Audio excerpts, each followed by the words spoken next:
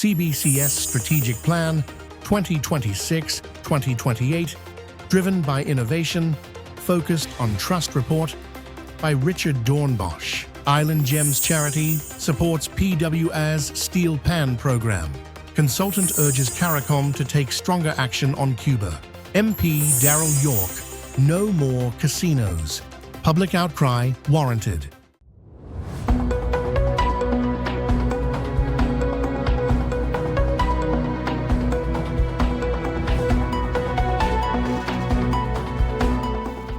From the island, Sint Maarten, this is SXM Daily News for February 24th, 2026. Willemstad Philipsburg, the Centrale Bank van Curaçao, and Sint Maarten, CBCS, has released its strategic plan for 2026-2028.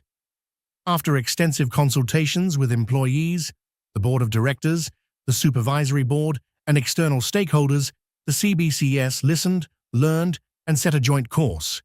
If you capture them in three, or we can capture them possibly in three broad trends, and I mentioned two of them already.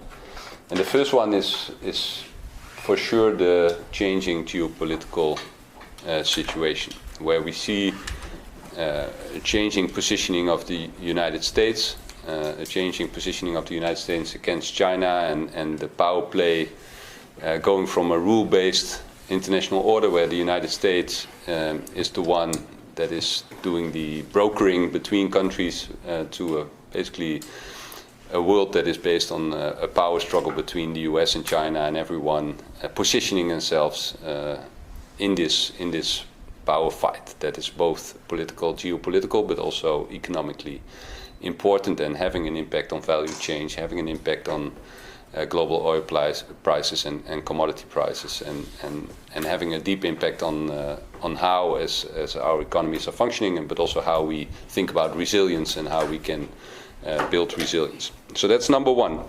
And number two is, and that is also no surprise, is the rapid technological change. Artificial intelligence is the most prominent example in the current day, but that is of course a process that is already with us for quite some time. And that will change the way as a society, as we function, how we use technology to provide services and consume, but also in the financial sector that is having a profound impact in how financial products are being brought to customers and businesses. And finally, sustainability, and that is no surprise either, because we've seen climate change and the impact of climate change quite prominently in the Caribbean region, both in Sint Maarten and in Curaçao. In Curaçao, in a different way maybe than in Sint Maarten. In Sint Maarten it's the hurricanes. In Curaçao it's mostly by the average temperatures, by how sometimes flooding suddenly impacts certain areas, and that is continued to intensify. So this is the context in which we have placed our strategic planning for 2026-2028. But we also built on the progress that was made in our previous strategic plan, and we feel that, and we are actually quite proud on the things that we achieved on the basis of the previous strategic plan of 2022-2025. So there was a 4-year strategic plan. This year we chose 3 years. And the reason is that the term of the board, so my term, ends at 2028, so I'm not sort of trying to prolong that in our strategic planning. That's one, but secondly, and that's also very nice, is that in 2028 the central bank exists for 200 years, and we are proud to be the oldest central bank in the Western Hemisphere, so it's also fitting that we have this end at 2028. But the milestones of our previous strategic plan are listed here. So we have now macroeconomic models, both a macro model for Curaçao and a macro model for Sint Maarten. Previously we didn't have this consistent macro tool. We have a risk-based supervisory framework, so we introduced intrusive and focused supervision, and that is risk-based, so we introduced this risk-based methodology in our organization. We found sustainable, still painful, but sustainable solutions for ENIA and Girobank. That was a consistent feedback from our stakeholders that find a solution for these two lingering problems, and fortunately in good collaboration with the governments of Curaçao and Sint Maarten, we have found a sustainable solution for these two problem institutions, and in particular for the deposit holders and the policy holders of ENIA, deposit holders for those that have a deposit up to 1.2 million used to have a deposit of up to 1.2 million at Girobank. The other one's also important, deposit guarantee scheme. We are almost there. We were there for Curaçao, but for Sint Maarten we have to do the final thing. So it's now with the Council of Advice, but we hope to actually have it implemented up and running in the the second quarter of this year. We introduced the Caribbean Guilder. That was a major milestone for us. We have introduced the basic payment account legislation, and we introduced the Caribbean Guilder, and finally, and that's maybe you've already forgotten about this, but in 2022, in the first part in January, we introduced instant payments. So that was the first time instant payments was able to be used, and I think the second or third Caribbean country that has instant payments. So what's our mission?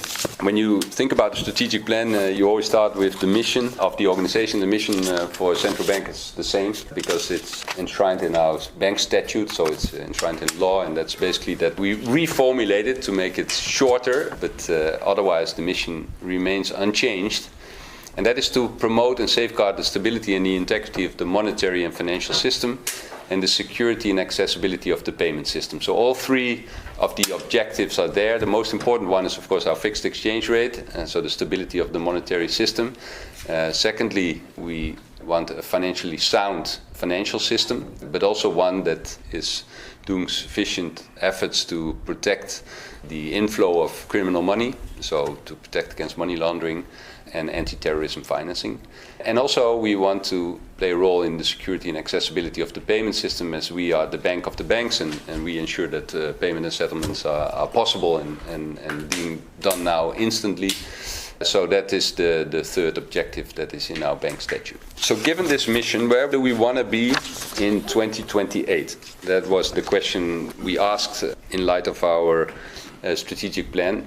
So the previous vision was that we wanted to be more sustainable, we wanted to be more digital, and we wanted to be more determined. And I think we've come a long way, but there's still some room for improvement going forward. And that's why we chose this as a vision for our central bank. And that is that we recognize that the most important driver for our organization is innovation and how we make use of new technologies. And that's true for the society, it's true for the financial sector, but it's also true for us as a central bank. But the ultimate goal is that we want to be focused on trust and building trust, because the only way we can do the work that we do is if we are trusted by the people in Curaçao and by the people in Sint Maarten. And so it's a recognition that digital transformation is the real driver changing the delivery of the financial sector to the people of Sint Maarten. And what does it mean? That you have to be driven by innovation.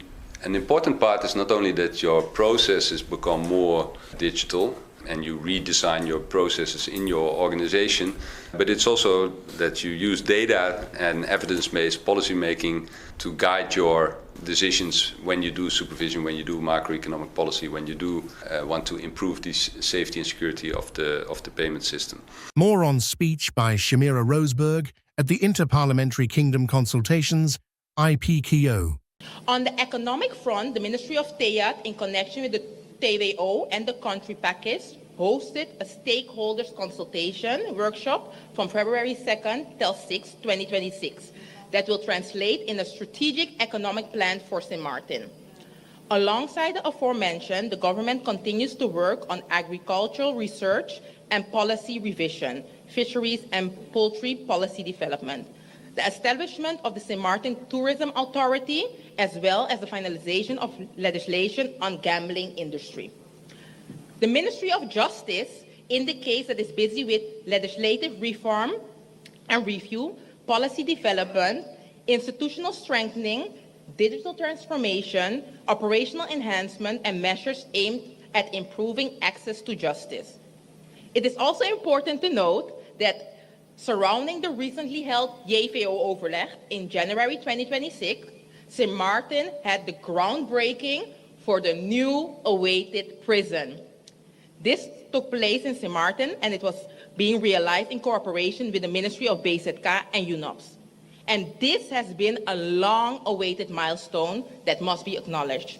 I myself was one that has been advocating for the past decade for a new prison, where the Nelson Mandela rules will finally be upheld.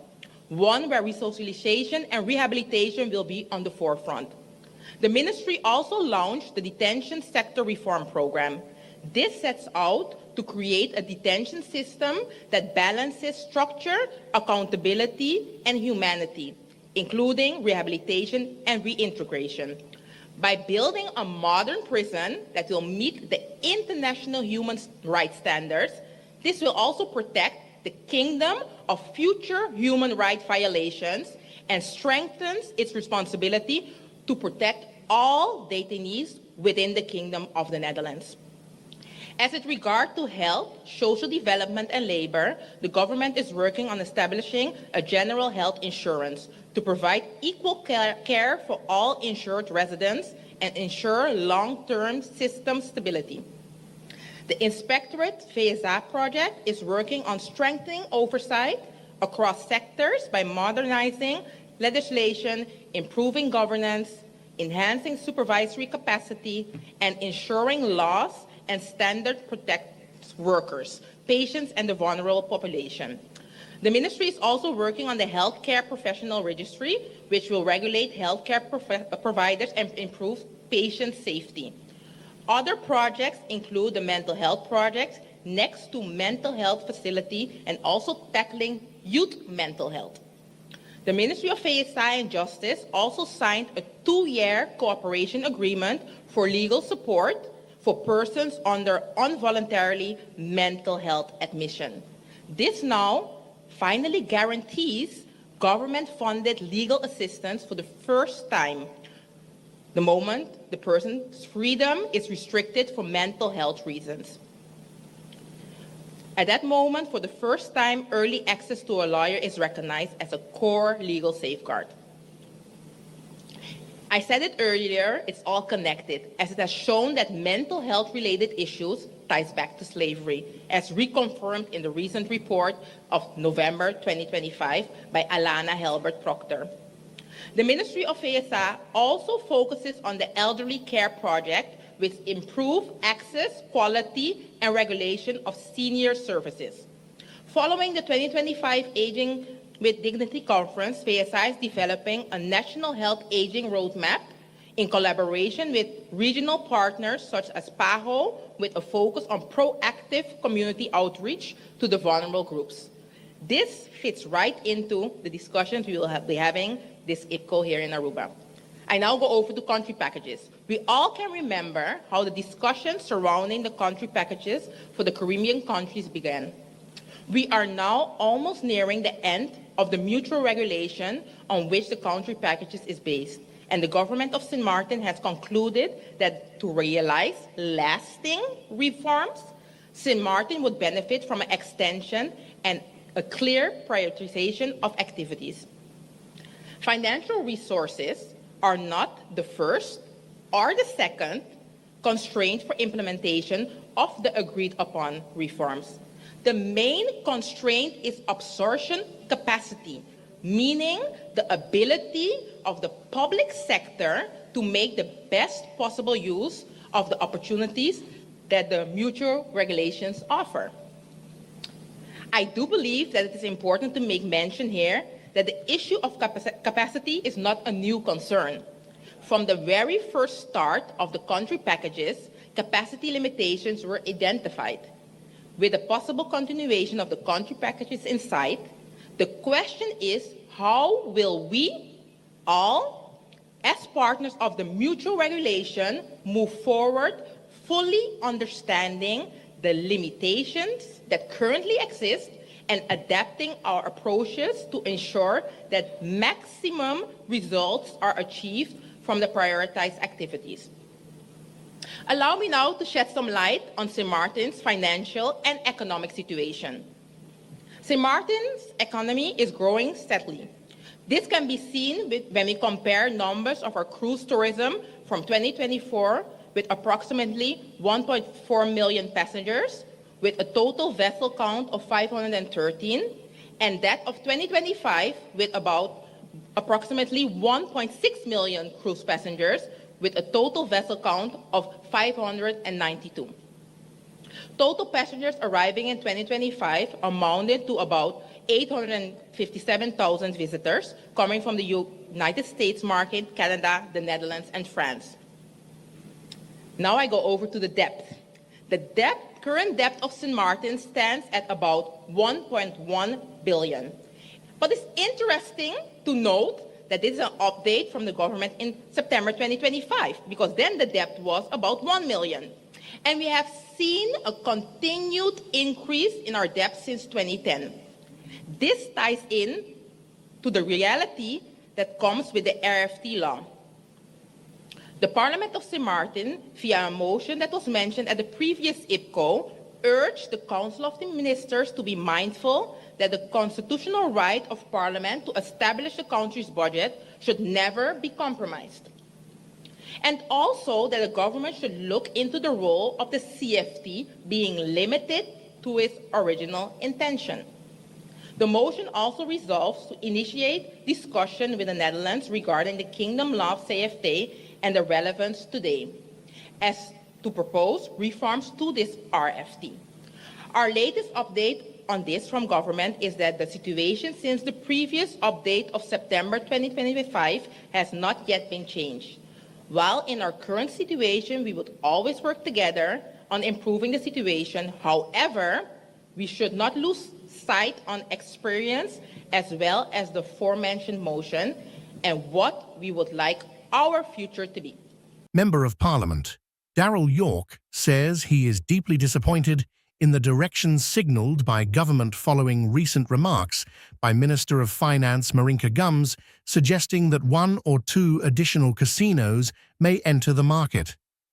At a time when families are struggling, when the cost of living continues to rise, and when many of our people are searching for financial stability, the idea that expanding the casino footprint is even being entertained is troubling, MP York stated. The minister indicated that St. Martin already has a significant casino presence and that any expansion must be weighed against fairness, compliance, and social impact.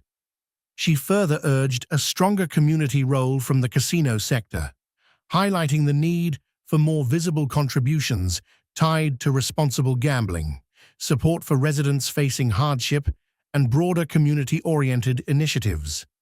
MP York strongly disagrees with this approach.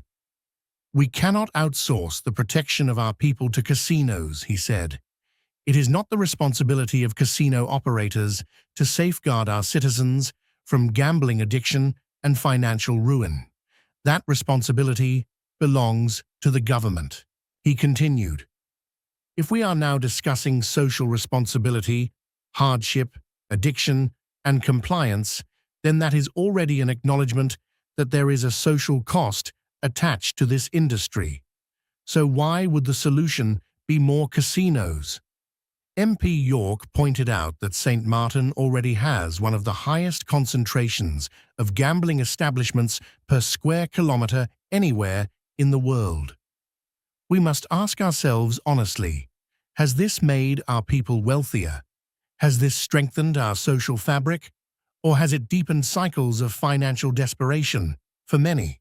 He referenced concerns raised in oversight discussions regarding the social and economic impact of gambling, noting that many residents are already financially strained.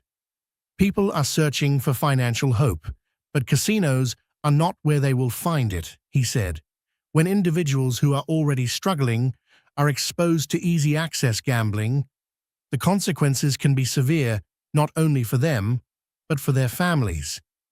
The Member of Parliament also expressed concern about what he described as mixed messaging from the government.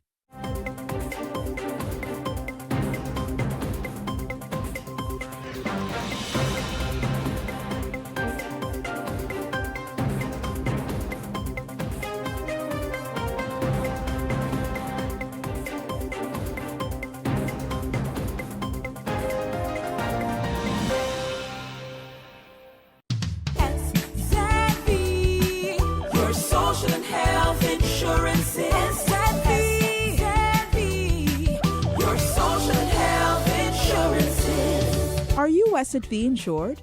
Do you have a valid medical insurance status? SXV is cardless. Request your My SXV account today and enter the virtual office of SXV. Go to sxv.sx and sign up now. SXV, yeah. Your social and health insurances.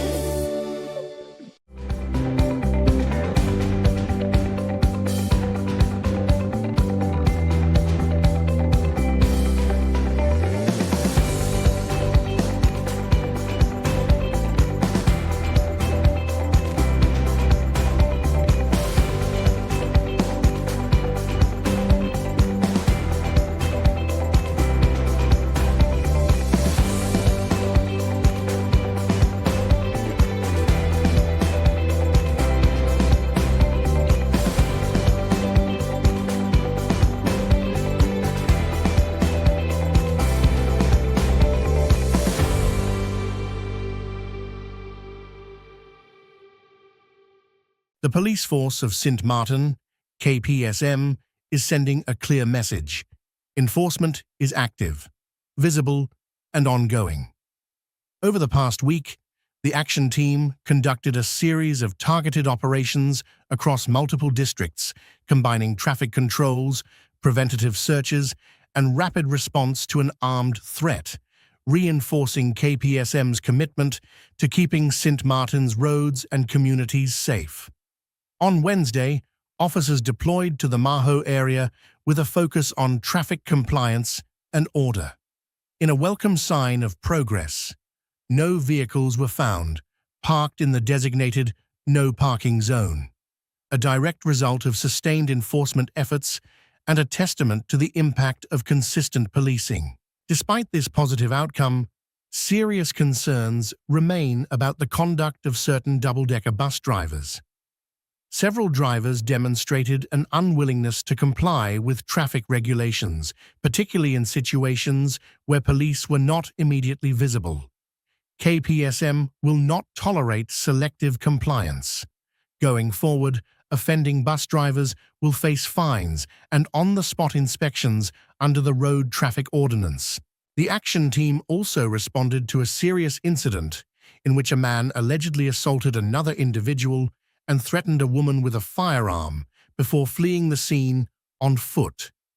Acting on dispatch intelligence, the action team coordinated immediately with the responding patrol unit and developed a tactical approach to safely apprehend the armed and potentially dangerous suspect. Upon arrival, the suspect had already left the area and could not be located despite a thorough search of the surroundings. The investigation remains active and ongoing. During this period, KPSM recorded the following enforcement actions: 75 vehicles checked under the Road Traffic Ordinance, 20 vehicles subjected to preventative search, 32 individuals subjected to preventative frisking, and 6 scooters checked. Member of Parliament Egbert J. Doran is continuing his efforts to explore structured military-based training opportunities for Sint Maarten's youth aged 18 and older, following recent talks with Aruba's Minister of Justice, the Honourable Arthur Dowers. The discussions form part of Doran's ongoing follow-up to a proposal he submitted last year to the government of Sint Maarten, addressed to both the Prime Minister and the Minister of Justice. In that proposal, he called on government to reconsider allowing local youth access to structured military-oriented training programs abroad. To date, no official response has been received from the government of Sint Maarten regarding the proposal, and a requested meeting on the matter has not been convened. I am looking forward to an open discussion with the government of Sint Maarten on this matter, Doran stated. Despite the absence of a response, Doran has continued engaging Kingdom partners to assess practical options for regional cooperation. He explored whether Sint Maarten's youth could access existing training opportunities in Aruba and Curaçao, and sought further insight into how those programs operate and how young people could benefit. During the Interparliamentary Kingdom Consultation, IPKO, and at the request of MP Doran as a member of the Sint Maarten delegation, military-based youth training was formally placed on the agenda. This resulted in the parliamentary delegations of the kingdom visiting the military training facility in Aruba to gain first-hand insight into the program's structure and intake process. As a follow-up, the matter was included on the kingdom's Afsprakenlijst, where reference was made to challenges related to menskracht within existing training frameworks.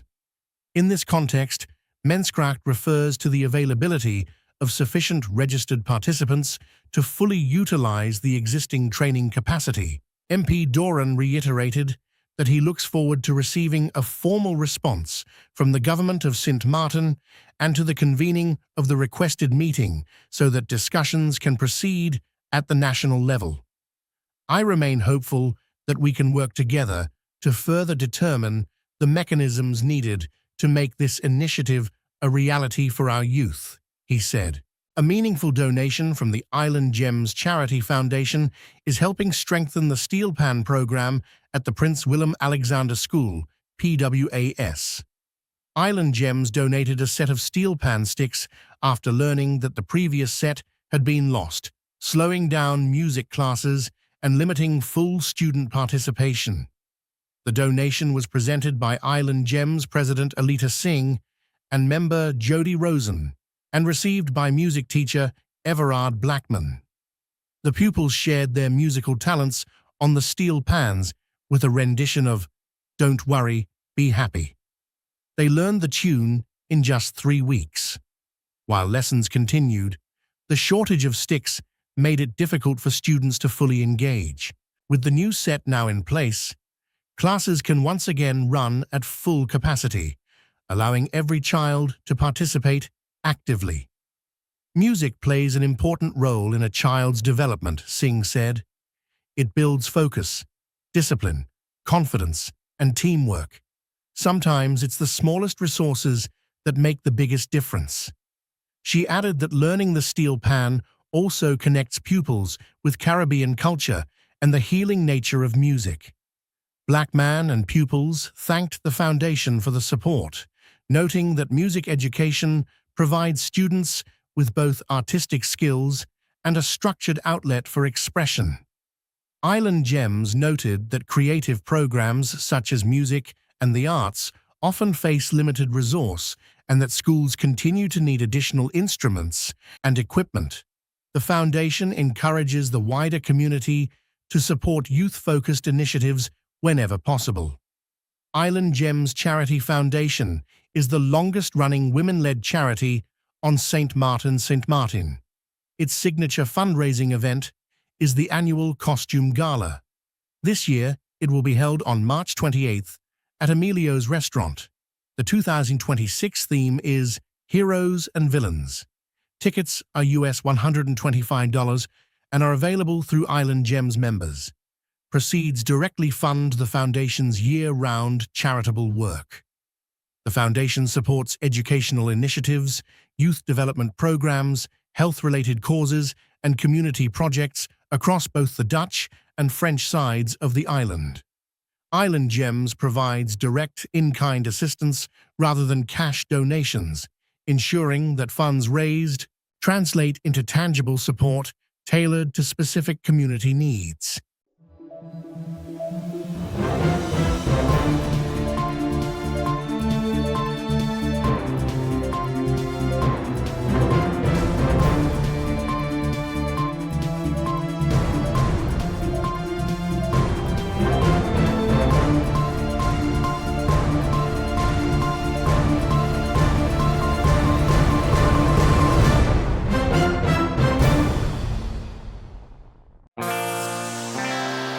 Now for the weather forecast, tonight through Wednesday evening.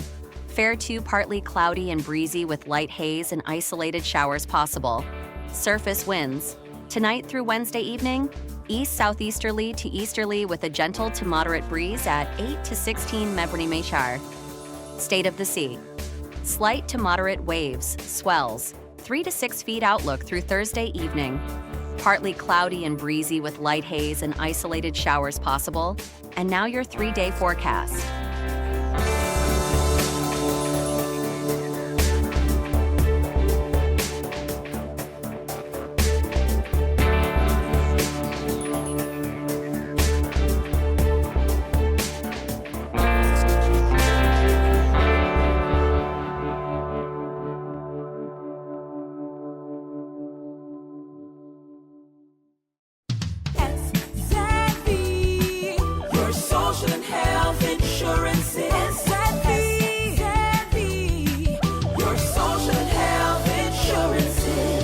Are you SXM insured?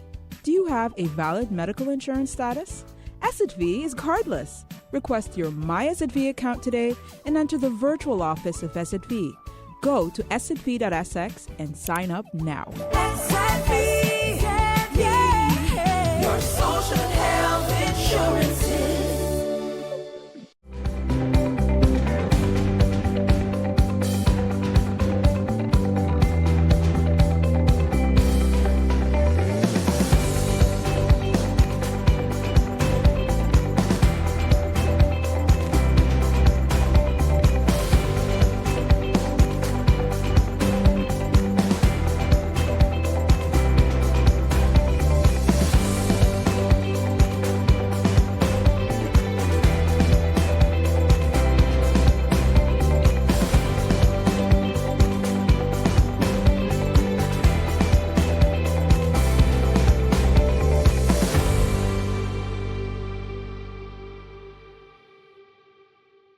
U.S. President Donald Trump threatens tariffs on countries supplying oil to Cuba. Prime Minister announces a new defense ministry. One independent security consultant is speaking out, following new action by the United States targeting Cuba.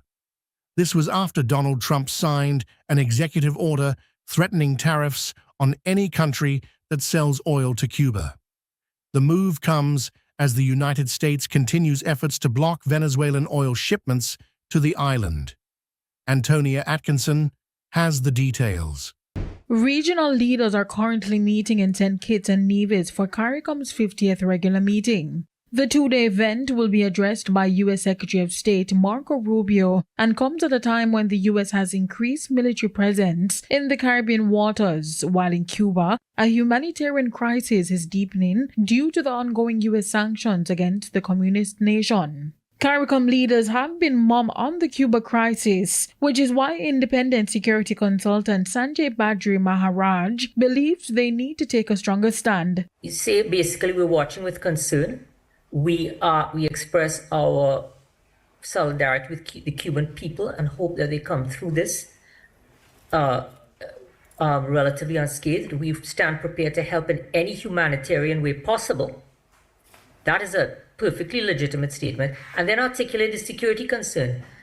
CARICOM has a legitimate concern that should Cuba's internal situation continue to deteriorate, we could see a major influx of refugees into our countries, which we cannot cope with, and flag those issues.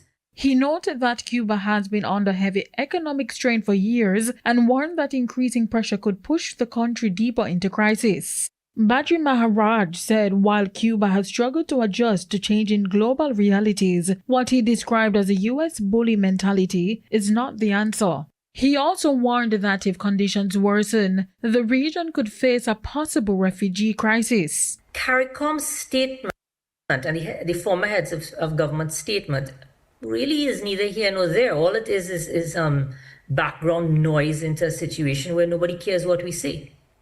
What we have to be concerned about, and this is our concern, which is not being articulated, is in the event that Cuba implodes, where we could have a refugee crisis. We could also have a massive proliferation of small arms coming out of Cuba that would destabilize our region. And that is something we need to be very, very concerned about and articulate that very clearly. At the same time, he said Cuba's government must also be willing to make changes if it expects meaningful help from the international community. There has to be a change. And I think you're going to see more and more pressure from within Cuba for change. Now, there's always been a pro-democracy movement in Cuba that's unaffiliated with the United States. And I hope that that movement gets stronger. But something has to give internally in Cuba. And an orderly transition to a democratic form of government is right now the only option that's viable. Yeah. Because there is nothing else that's going to happen. He says how this situation unfolds could have serious implications not just for Cuba, but for the wider Caribbean region. Antonia Atkinson, TVJ News. This is our SXM Daily Newscast. Thank you for joining us.